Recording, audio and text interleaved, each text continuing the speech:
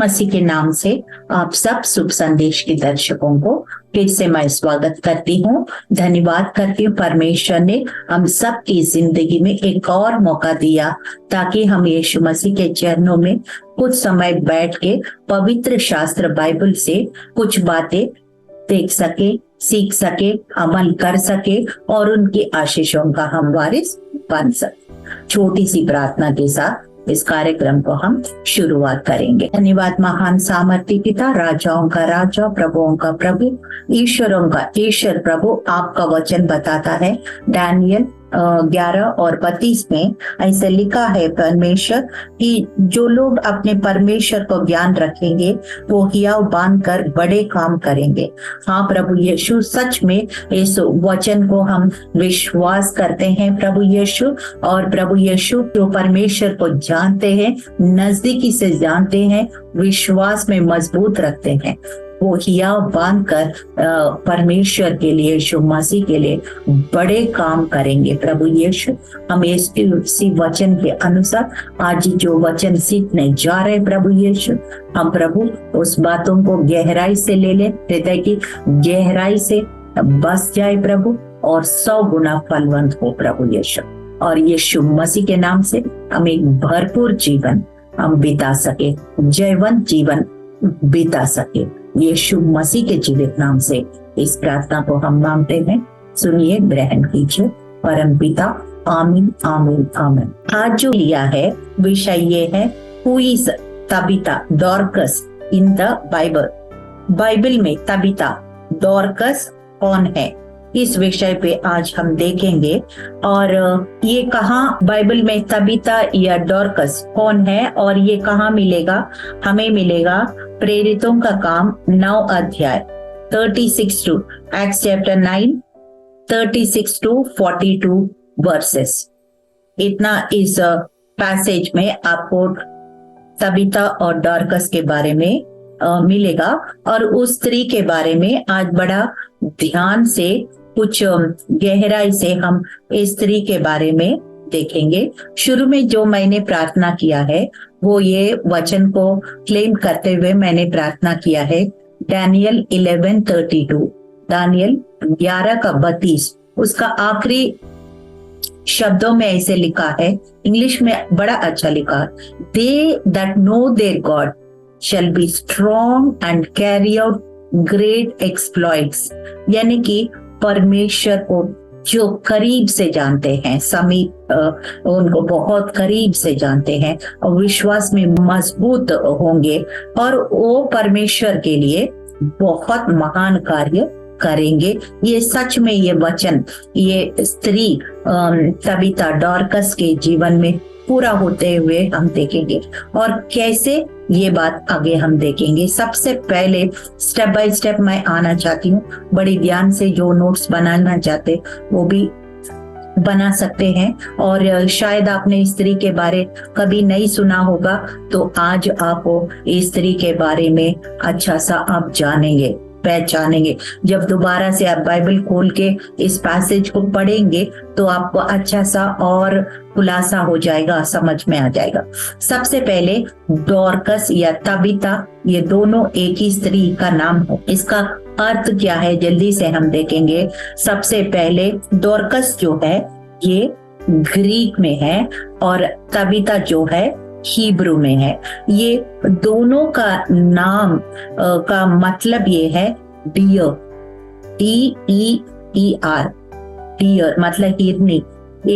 ये सिंबॉलिक ये है ग्रेसफुल ब्यूटी। आपने कभी हिरनी को देखा है तो उस बहुत देखने में बड़ा नाजुक और सुंदर लगती है। ये जानवर बड़े नाजुक और सुंदर लगते हैं। और बाइबल में हम ये भी देखते हैं, जैसे हिरनी पानी के नालों के लिए तरसती है, मेरी रूह खुदा के लिए तरसती है। जो ये डॉर्कस और ये तबीता, ये नाम का मतलब है हिरनी। ये मैं समझती हूँ, मैंने उनको देखा नहीं है मगर बाइबल के हिसाब से मैं समझती हूँ ये स्त्री जो है बड़ी नाजुक और सुंदर देखने में हो और खुदा के रूह में कार्य करती हो और फिर खुदा के लिए बड़ी प्यासा दिल का हो। इसीलिए ये नाम जब बहुत स्त्री के लिए बहुत अप्रोप्रिएट है, मतलब ये फिट बैठता है। तो और ये स्त्री, दूसरा हम देखेंगे ये स्त्री कहाँ रहती थी। उससे पहले मैं एक वचन शुरुआत में पढ़ना चाहती हूँ। प्रेरितों का 9 अध्याय 36 से मैं पढ़ रही हूँ। याफा में तबीता अर्थात डॉर्कस नाम एक विश्वासनी रहती थी।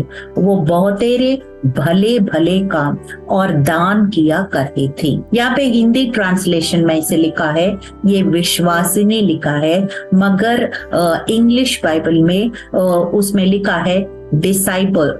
और डिसाइपल और विश्वासनी थोड़ा सा फर्क है। एक्चुअली चेला बनना और खाली एक विश्वासी बनना, उसमें उनका स्तर का जो लेवल का अंतर होता है।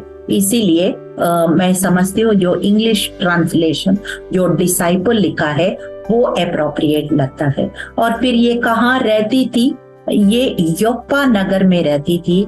योप्पा नगर जो है यरूशलेम से 35 मील का दूर में है। और ये योप्पा नगर ये सी पोर्ट है, मतलब यहाँ पे जहाज शुरुआत होता है। और यहाँ शुरुआत मतलब यहीं से शुरू होता है और आगे का लोगों को लाना ले जाना और फिर सामान को भी लाना ले जाना। और शिप यार्ड कई जगह में ये सी पोर्ट में जहाज बनती भी है। जैसे हमारा देश में मैं जितना जानती हूँ, एक विशाखापट्टनम करके, मैं जहाँ से आंध्रा से आती हूँ, वहां पे ये सी पोर्ट है, वहाँ शिप्स बनती भी है। और फिर वहाँ बिजनेस भी, एक्सपोर्ट इंपोर्ट बहुत काम वहाँ पे होता है, क्योंकि वो समुंदर का किनारा वो सी पोर्ट होता है। तो ये योप्पा नगर जिसमें ये तबीता रहती थी, डॉर्कस रहती थी, ये सी पोर्ट है। हालेलुया। और फिर यहाँ पे पास में एक और शहर है जिसका नाम है लिड्डा, LYDDA। ये जोप्पा है और वो लेडा है और वो यूदिया है। आपको याद है प्रेरितों का 1 अध्याय 8वां पद में लिखा है, जब यीशु मसीह स्वर्गारोहण से पहले आखिरी जो इंस्ट्रक्शंस दे रहे थे, उस समय कहा कि तू यरूशलेम में ठहरे रहो, पवित्र आत्मा तुझ पर आएगा। वो डुनामिस पावर जो आएगा, पवित्र आत्मा का सामर्थ आएगा, तब तुम यरूशलेम, यूदिया, समारिया और दुनिया की चोर तक तुम मेरा गवाह ठहरोगे। ये इसका मतलब क्या है? यरूशलेम के पास यूदिया भी है, यूदिया के पास समारिया भी है, और ये सारा नेबरिंग प्लेसेस है, आसपास में है। तो यहाँ पे यूदिया भी बहुत पास है और यहाँ पे ये सारा जो इसका ज्योग्राफी है जहाँ पे ये स्त्री रहती है। और फिर उसके बाद ये भी देखते हैं कि जैसे हम ऑलरेडी मैं कई बार बता चुकी हूँ, जो 4 गॉस्पेल्स बोलते हैं, Matthew, mark, look and John, ये मत्ती, मरकुस, लूका, यूहन्ना, इसमें यीशु मसीह का जीवित चरित्र मिलेगा। और उसके बाद जो पवित्र आत्मा सामर्थ पाके पेंतिकोस का अग्नि 120 लोग के ऊपर उतरने के बाद, फिर जो यीशु मसीह का चेले और बहुत सारे उनके जो फॉलो करते थे, उसने जो सुसमाचार कैसे फैलाया है, कैसे पहला सदस्या का कलीसिया स्थापित हुआ है, उनका सेवकाई कैसे हुआ, कैसे सताव आया, कैसे सुसमाचार पूरा पृथ्वी के कोने कोने तक फैल गया, ये सारे बातें हमें प्रेरितों का किताब में हमें मिलेगा। और फिर इसमें कुछ स्त्रियों के, सिर्फ पुरुषों के बारे में नहीं, कुछ स्त्रियों के बारे में भी प्रेरितों का किताब में हम देखेंगे। जैसे कि मैंने कुछ एपिसोड्स ऑलरेडी बना चुकी हूँ। प्रिसिला एक स्त्री थी जो अपने पति अक्विला से कोरिन्थ में तंबू बनाते समय पौलुस के साथ मिलके लोग सेवकाई किया है, पूरा मिशनरी टीम बन के सेवकाई किया है। और फिर हम लिदिया को देखा है, ये भी एपिसोड बनाए हुआ। She is the first convert to Christianity from Europe. Europe में ये पौलुस का मिशनरी जर्नी में जब वो फिलिपाई आए थे, वहां पे उसने यीशु मसीह को ग्रहण करके उनका अपना परिवार को भी लाके, और फिर वहां पे बहुत ये पौलुस का जो मिनिस्ट्री टीम के साथ मिलके बहुत सेवकाई करते हुए हमने देखा है। और इसी तरह से इन स्त्रियों के जैसे या यहाँ पे हम डोरकस का, तबीता जो डोरकस, इसका भी हम देखते हैं। और जल्दी से हम देखते हैं उसने किया क्या है। There are many female disciples of Jesus Christ also. बहुत सारे स्त्री भी यीशु मसीह के साथ भी मिलके काम किए हैं, पौलुस के साथ मिलके काम किए हैं। और उसमें से ये पौलुस के साथ मिलके नहीं किया, लेकिन परमेश्वर के लिए यीशु मसीह को टीचिंग्स को फॉलो करते हुए वचन के अनुसार अपना जीवन को बिताया है। और फिर कैसे बिताया है उसने, खास करके ये जो स्त्री है जो योप्पा नगर में ज्यादातर जो आदमी लोग होते हैं, जो मेजर ऑक्यूपेशन जो है फिशिंग यानी कि मछली पकड़ने वाले ज्यादा थे। और फिर वहां पे जो कई लोग ये कुछ कारण से वो विधवा हो जाते थे। Many people use to may be get drowned और आई डोंट नॉट नो कुछ कैसे हो जाते थे कि बहुत सारे वहां विधवाएं थी। और फिर वो विधवाएं थी तो उनका बच्चे भी होंगे, और फिर उनका पति मछली पकड़ने वाला, तो नेचुरली उनका पढ़ाई शिक्षा कुछ नहीं होंगे, तो फिर उनका जीवनोपाधि, उनका लाइवलीहुड कैसे होगा, बहुत मुश्किल होता होगा। ये जो स्त्री है जो तबीता है, डॉर्कस है, उसने सिलाई करना लेडीज लोग को, ये विधवा लोग को, she taught them stitching clothes, सिलाई करना उसने सिखाया था। और फिर अपने पैरों में खड़े होने के लिए बहुत सारे विधवाओं को सहायता किया ताकि अपना कुछ काम कर सके और अपना परिवार को देखभाल कर सके। इस काम में लगी हुई थी। और एक समय ऐसे हुआ कि हम पढ़ते हैं 37th स्क्रिप्चर, उन्हीं दिनों में वो बीमार होकर मर गई और उन्होंने उसे नहलाकर अटारी पर रख दिया। बहुत बीमार हो गई थी और फिर वो बीमारी में उसका मौत भी हो गई थी।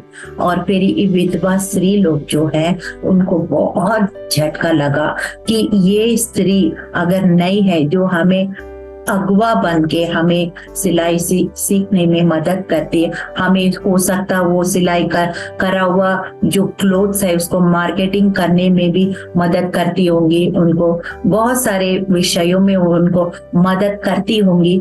और वो उनके बिना रहना उनको कितना मुश्किल है, वो बहुत दुखित हो गए थे, बहुत रोने लग गए थे। मगर उनको नहलाकर, जैसे मरने के बाद नहलाते हैं, और फिर ऐसे ही नहला के उनको ऊपरी कमरे में अटारी पर उसको रख दिया था। और हो सकता उनका बरियल के लिए भी तैयारी कर रहे होंगे। लेकिन आगे हम देखते हैं, इसलिए कि लुदिया याफा के निकट था, चेलों ने ये सुनकर कि पतरस वहां है, 2 मनुष्य भेजकर उसने विनती की कि हमारे पास आने में देर ना कर। तो उनको पता चला पतरस के बारे में, पौलुस के बारे में। हम पढ़ते हैं पतरस 5 और 15, पिछले बार भी मैं कई बार ये वचन आप लोग को शेयर कर चुका है कि पतरस का छाया के लिए भी लोग तरसते थे।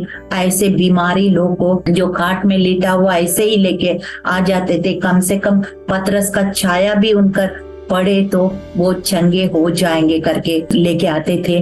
तो तब उनको चेलों को ये बात पता चला कि जो पतरस यहाँ पे किसी काम पे बगल वाली बहुत करीब एक शहर जिसका नाम लेटा, वहां पे ठहरे हुए किसी का घर में।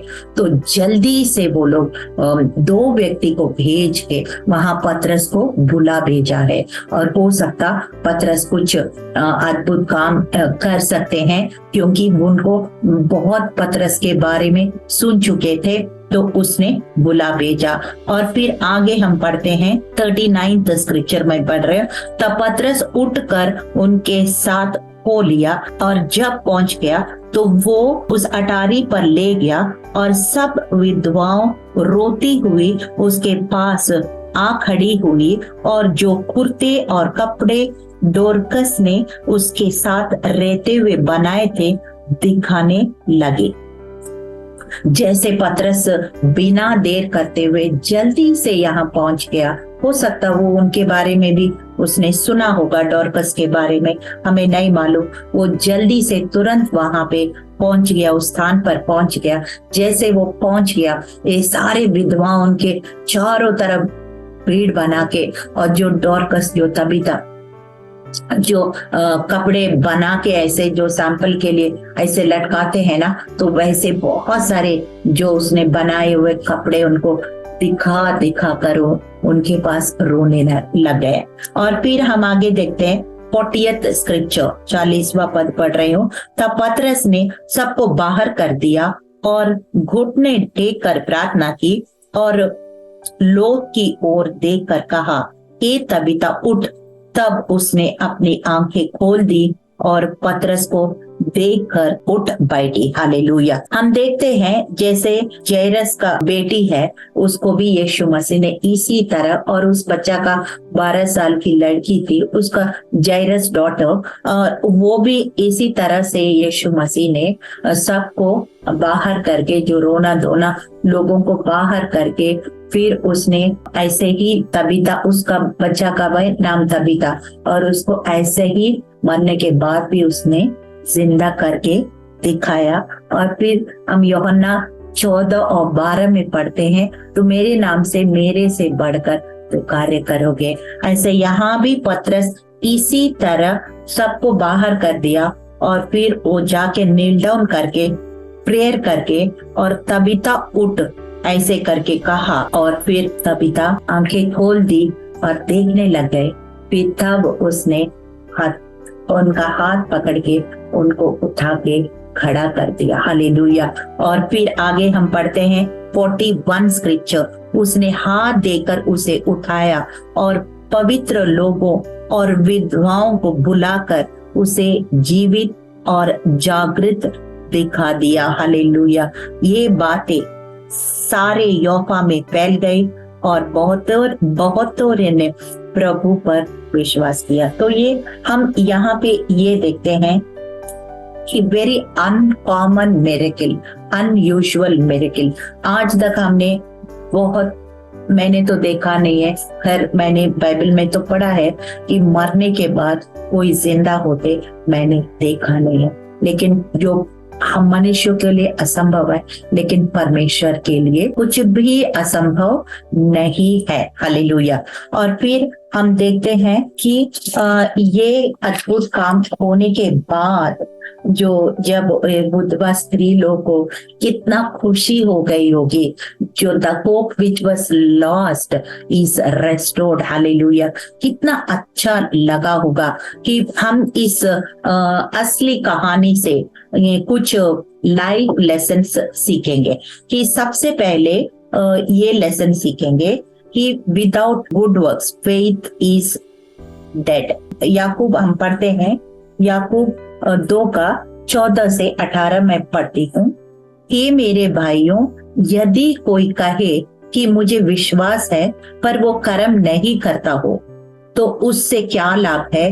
क्या ऐसे विश्वास कभी उसका उद्धार कर सकता है? यदि कोई भाई या बहन नंगे को घाड़े हो और उन्हें प्रतिदिन भोजन की घटी हो, और तुम में से कोई उनसे कहे कुशल से जाओ, तुम गर्म रहो, तृप्त रहो, पर जो वस्तुएं देह के लिए आवश्यक है वो उन्हें ना दे, तो क्या लाभ है? वैसे विश्वास भी यदि कर्म सहित ना हो तो अपने स्वभाव में मरा हुआ है।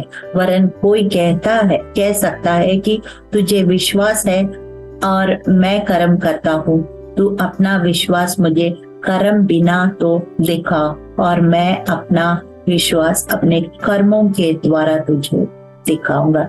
हमारी आत्मा तो पहले है, लेकिन हमारा शरीर को भी हम नकार नहीं सकते हैं। तो डॉर्कस को पता था, तबीता को पता था कि हाँ, विश्वास तो उसने दिलाया होगा यीशु मसीह के नाम से, मगर उनको अपने बच्चे पालने के लिए, अपने परिवार चलाने के लिए कुछ आमदनी का भी जरूरत थी। तो इसलिए उनको कुछ स्किल सिखाया, कुछ काम सिखाया, ताकि वो मेहनत करके अपना पैसा कमा सके और अपना परिवार को देखभाल कर सके। एंड सेकेंड थिंग इज, दूसरा ए पॉइंट है, Dorcas used her talents for God. Hallelujah. पहला पत्रस 4:10 और 11 हम पढ़ते हैं, जिसको जो वरदान मिला है वो उसे परमेश्वर के नाना प्रकार के अनुग्रह से भले भंडारियों की नाई एक दूसरों की सेवा में लगाएं। यदि कोई बोले तो ऐसे बोले मानो परमेश्वर का वचन है। यदि कोई सेवा करे तो उस शक्ति से करे जो परमेश्वर देता है, जिससे सब बातों में यीशु मसीह के द्वारा परमेश्वर की महिमा प्रकट हो। महिमा और साम्राज्य युगानुयुग उसी का ही है। आमीन। तो मतलब जो कुछ टैलेंट हमारे पास है, हमारे पास कुकिंग का टैलेंट हो, हमारे पास गाने का, सिंगिंग का टैलेंट हो, हमारे पास हॉस्पिटैलिटी मतलब अतिथियों का सेवा करने का, या हमारे पास पैसा देने का, या हमारे पास कुछ एडमिनिस्ट्रेटिव स्किल्स हो, यानी कि लिखना और या बात करने में बहुत सारे टैलेंट्स हमें होता है। तो हम एक टैलेंट जो है, जो कुछ हमारे पास दिया गया, वो अपने परिवार के लिए तो हम इस्तेमाल करते ही हैं, और साथ साथ दूसरों के लिए, परमेश्वर के राज्य के लिए भी इस्तेमाल करना आवश्यक है। तभी हमारा जीवन का पूरा अर्थ होता है। Then only we live a meaningful life and God doesn't want us to live a self-centered life.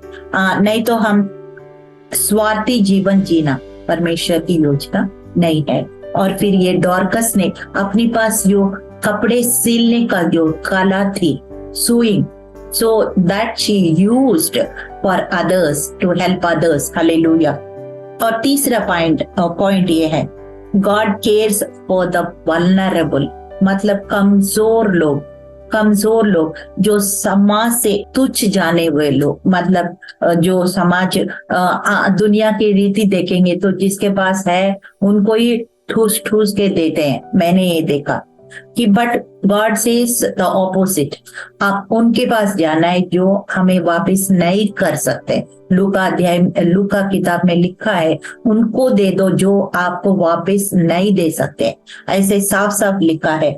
और यीशु मसीह भी ऐसे लोगों के पास गए जो समाज से बहुत तुच्छ जाना जाता है, जैसे चुंगी लेने वाला, जैसे मत्ती है या वो जक्कई है, ऐसे फरीसी लोग, और फिर जो व्यभिचारी लोग जैसे मेरी मैगदलीन, और फिर कोड़ी लोग, ऐसे से लोग के पास, जैसे सामरी स्त्री जो यहूदी लोग उनसे संपर्क नहीं रखते थे, ऐसे से लोग के पास यीशु मसीह गए। तो God cares for everybody on this planet earth. Hallelujah. जो वचन, एक दो वचन मैं आपको बताती हूँ। Psalm 68:5, परमेश्वर अपने पवित्र धाम में अनाथों का पिता और विधवाओं का न्यायी है। So he always cares for the uncared, मतलब विधवाओं को, अनाथों को वो न्याय करने वाला परमेश्वर है, मदद करने वाला परमेश्वर है। हम भी अनाथों को, विधवाओं की मदद करना परमेश्वर को अच्छा लगता है। और फिर 1 तिमोथी 5:3, उन विधवाओं को जो सचमुच विधवा है आदर कर। विधवा को क्यों आदर करना है, वचन क्यों बताता है? क्योंकि हस्बैंड मीन्स घर का जो आमदनी लाने वाला व्यक्ति कौन होता है? घर का पुरुष होता है, पति होता है। और दूसरी पॉइंट जल्दी से हम जाते हैं, जो डॉर्कस वॉज रिजरेक्टेड, तबीता जो डॉर्कस है वो मरने के बाद पुनर्जीवित हुआ है। पुनर्जीवित होना मतलब गॉड्स पावर इज मैनिफेस्टेड, कि उनका जो मरने के बाद जी उठना किसी ने आज तक उस शहर में ना देखा होगा ना सुना होगा, कि परमेश्वर की ताकत को, सामर्थ को वो प्रकट किया गया है। लूका 7 और 15 और 16 में पढ़ रही हूँ। तब वो मुर्दा उठ बैठा और बोलने लगा और उसने उसकी माँ को सौंप दिया। इससे सब पर भय छा गया और वे परमेश्वर की बड़ाई करके लगे कि हमारे बीच में एक बड़ा भविष्यवक्ता उठा है और परमेश्वर ने अपने लोगों पर कृपा दृष्टि की है। तो इस प्रकार से जो परमेश्वर की महिमा प्रकट होती है जैसे। और फिर 5th पॉइंट में हम देखते हैं there is always hope against hope.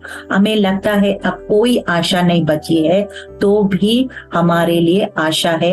Romeo 15:13 में लिखा है, परमेश्वर जो आशा का दाता है तुम्हें विश्वास करने में सब प्रकार के आनंद और शांति से परिपूर्ण करे। पवित्र आत्मा की सामर्थ्य से तुम्हारी आशा बढ़ती जाए। और फिर हम 6th पॉइंट हम देखते हैं, we have to leave a legacy in the kingdom of God। हम मरने के बाद भी हमारी काम जो है लोगों को याद रहे, पीढ़ी पीढ़ी तक याद रहे। ऐसे जीवन डॉर्कस ने जिया जो लोग बहुत समय तक याद कर सके। और फिर 7वां पॉइंट हम देखते हैं, प्रोवर्ब्स 16:4 में लिखा है, यहोवा ने सब वस्तुएं विशेष उद्देश्य के लिए बनाई है, वरन दुष्ट को भी विपत्ति भोगने के लिए बनाया है। So God made everything, even the good and even the wicked, and everything has a plan and purpose। हर एक घटना हमारे जीवन में होती है, उनका उद्देश्यों को पहले से परमेश्वर जानता है। और ये तबीता डॉर्कस मर जाना, उनको पुनर्जीवित होना, ये भी परमेश्वर की उद्देश्य है, क्योंकि वो पहली बार ऐसे रिजरेक्शन मिरेकल, पुनर्जीवित होना का जो आश्चर्य कर्म देख के बहुत लोग उस जगह में यीशु मसीह को ग्रहण किया। और फिर परमेश्वर की भय भी सबके ऊपर आया है। और 3-4 जो लेसन्स लर्न में हम ये देखते हैं कि being a disciple is more than being a Christian. ये सिर्फ विश्वासी नहीं, उससे बढ़कर हम यीशु के लिए जीना है। And God's power is still operating today. उनका आश्चर्य कर्म होना अभी खत्म नहीं हुआ, जैसे कुछ लोग सिखाते हैं। वो आज कल और अबदकाल तक एक सा परमेश्वर है। आकाश और पृथ्वी टल सकता है, उनका वचन नहीं टल सकता, उनका काम नहीं बदलता है। और फिर we learn to hope against hope. जहां पे ऐसा लगता कोई आशा नहीं, उसके बावजूद भी हम आशा बना के रखना है। और फिर लास्ट में हम देखते हैं God's power is manifested through signs and wonders and his name is lifted high। यीशु मसीह का नाम ऊंचा होता है और सच में बहुत लोग के ऊपर परमेश्वर दया के, बहुत लोग यीशु का नाम को ग्रहण करते। ये बड़ी बात है जो हम इस तबीता और डॉर्कस के जीवन में हम देखते हैं। छोटी सी प्रार्थना के संग इस कार्यक्रम को हम समाप्त करेंगे। पर महान सामर्थ्य पिता, राजाओं का राजा, प्रभुओं का प्रभु, ईश्वरों का ईश्वर प्रभु यीशु, हम देखा है डॉर्कस ने सच में प्रभु एक नॉर्मल एक क्रिश्चियन नहीं है, एक सिर्फ विश्वासी नहीं, उससे बढ़कर एक चेला बन के दिखाया। जो हम सोचते हैं औरत लोग बहुत कुछ नहीं कर पाते हैं, लेकिन ऐसे स्त्रियों को हम देखते हैं बाइबल में प्रभु जो परमेश्वर के लिए, यीशु मसीह के लिए बहुत बड़े बड़े काम करके एक मीनिंगफुल और एक पावरफुल एक जिंदगी यीशु मसीह के लिए जी के हमें मार्गदर्शन किया प्रभु। और इस डॉर्कस और तबीता की तरफ प्रभु हम देखें, हम अपने लिए सिर्फ ना जिए प्रभु, परमेश्वर के राज्य के लिए जिए, बहुतों का एक आशीष का हम कारण बने, एक जयवंत मसीह जीवन बिताएं। यीशु मसीह के जीवित और सामर्थ्य नाम में इस प्रार्थना को हम मांगते हैं, सुनिए, ग्रहण कीजिए। परमपिता, आमीन आमीन आमीन।